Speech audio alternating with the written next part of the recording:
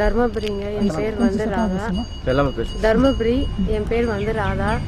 நான் முதல்ல எனக்கு ரொம்ப உடம்பு சரியில்லாத இருந்து டாக்டருங்கெல்லாம் கூட எனக்குள்ளே நடக்கிறது என்னான்னு எந்த மனோதத்து டாக்டராலையும் சொல்ல முடியாத சூழ்நிலையில் இருந்தேன் நான்.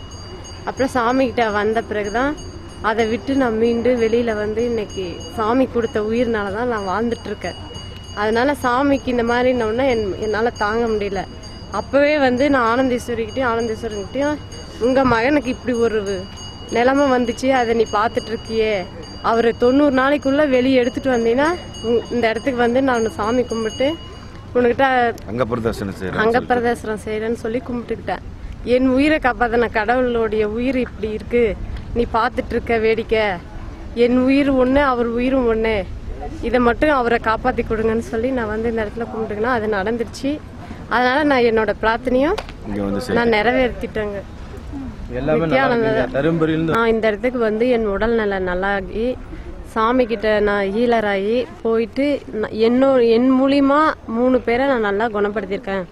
ஒருத்தர் செத்துட்டாங்கன்னு சொல்லி என் வீட்டுக்கிட்ட கொண்டு வந்து படுக்க வச்சிட்டாங்க. அவங்களுக்கு கூட ஹீல் பண்ணி 3 நாளையில 3 நாள் ஹீலிங் கொடுத்த உடனே அவங்க கூட நல்லாயிட்டாங்க. உடனே இந்த இடத்துக்கு அவங்களும் தொடர்ந்து வராங்க. இப்போ நல்லா இருக்கும், எப்போ போனாலும் என்னை கூட்டிகிட்டு போ அப்படின்னு சொல்லி வீட்டுக்கிட்ட வந்து என்னை எப்படியும் வாரத்துக்கு ஒரு நாள் வண்டி வச்சு 10 பேராவது என் கூட வராங்க இந்த இடத்துக்கு. எல்லாரும் ஆனந்தமாக இருக்காங்க.